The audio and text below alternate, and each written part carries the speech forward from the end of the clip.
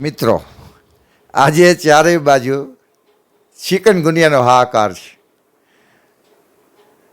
એના વિશેની અગત્યની માહિતીઓ આજે તમને જાણવા મળશે.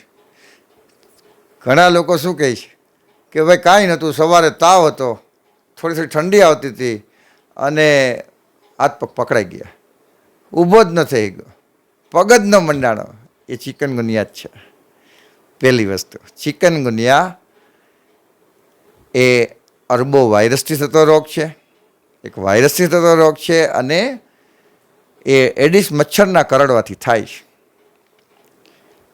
હવે અગત્યની વાતો, બહુ મહત્ત્વની વાત છે, 4-5 વાતો જે તમારે સાંભળવાની છે એ સાંભળ્યું. પહેલી પોઈન્ટ, ચિકનગુનિયા છે તો એની લેબોરેટરી અઠવાડિયા 10 દિવસ સુધી શક્ય નથી.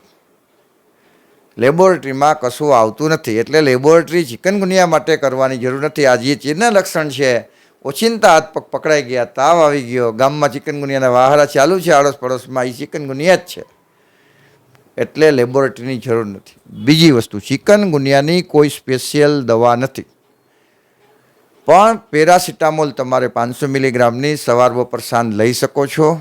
5 દિવસ ભલે લઈ લ્યો, 10 અઠવાડિયું 3-4 દિવસ સુધી. દુખાવાની ગોળી જરૂર નથી, પણ માણસો રહી ન શકતા તો દુખાવાની ગોળી ડાયક્લોફેનિક સોડિયમ, એકનેફેનિક સોડિયમ, એ તમે રોજ એક શરૂઆતમાં અથવા 2-3 દિવસે એક લઈ શકો છો. જરૂર નથી, પણ તમે લીધા વગર રહી નહીં શકો, એટલે તમે લેજો. ઓકે. હવે ચિકનગુનિયાને મટાડવો કેમ ભાઈ? જો યંગ છે કોઈ, તો એને ઝડપથી ઇમ્યુનિટી હોય તો 2-3 દિવસમાં સારું થઈ જાય. ઘણાને અઠવાડિયે થાય, ઘણાને 6-6 મહિને, વર્ષ દિવસ સારું થાય. હવે જે ઉંમર મોટી છે, તમે નબળા છો, તો ખાસ તમારે શું કરવાનું છે એ તમને કહું. એની પહેલાં અગત્યની વાત મને યાદ આવે છે કે ચિકનગુનિયા માણસો થાય એટલે માણસો ગામડાના બોગસ ડૉક્ટર પાસે જાય દવા લેવા, અથવા કોઈ નાના ડૉક્ટર BMS હોમિયોપેથી પાસે જાય.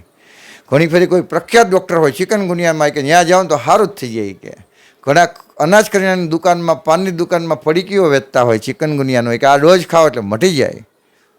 ધ્યાન રાખજો મિત્રો, ક્યારેય આવા ડોઝ ન લેવા, પ્રખ્યાત જગ્યાએ ક્યારેય ન જાઓ. શું કામે? બોગસ ડૉક્ટર પાસે ન જાઓ. એ લોકો સ્ટીરોઇડ ગ્રુપની દવા વાપરે છે. આ સ્ટીરોઇડ ગ્રુપની દવા ફટાફટ વ્યક્તિને સારું થઈ જાય કોઈ પણ બીમારીમાં, પણ કિડની લીવરને નુકસાન કરે, ફેલ થઈ જાય. અને બીજા નંબરમાં જે વસ્તુ તમને 15 દિવસ, મહિના દિવસમાં મેળે મટવાની છે, એને બદલે 4-6 મહિના, 2 વર્ષ સુધી દુખશે. સાંધાઓમાં ઝેર ચોંટી જશે. સ્ટીરોઇડ બહુ ખતરનાક છે ભાઈ. સ્ટીરોઇડથી એટલું ખતરનાક નુકસાન કરે, તમે એની કલ્પના ન કરી શકો. એક ફેરીમાં નહીં થાય.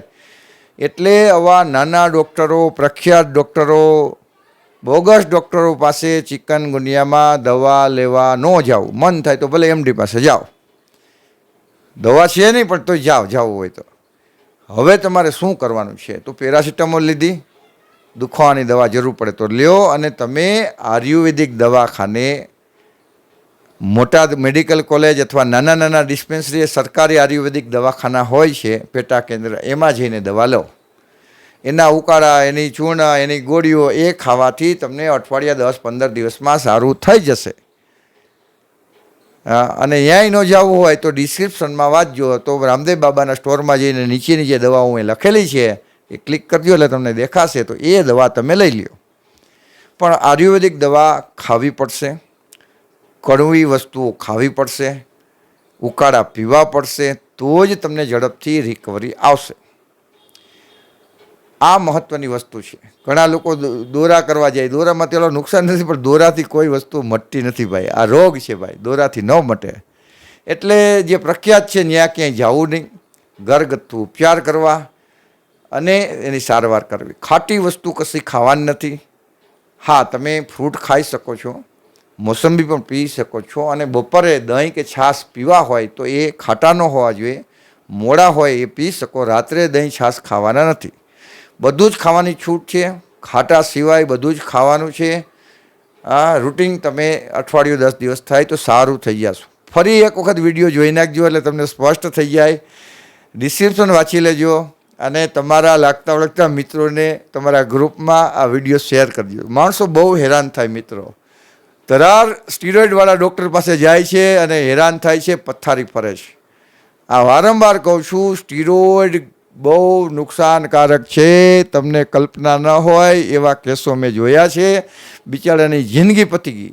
સ્ટીરોઇડ પેટમાં જવું જ ન જોઈએ. ઓકે, તમને સારું લાગ્યું હોય તો માહિતીને લાઈક કરી દેજો, કોમેન્ટ કરી દેજો, સબસ્ક્રાઈબ કરી દેજો અને તમારા ગ્રુપમાં શેર કરી દેજો. કોકનું ભલું થશે એટલા માટે. ઓમ શાંતિ, ધન્યવાદ.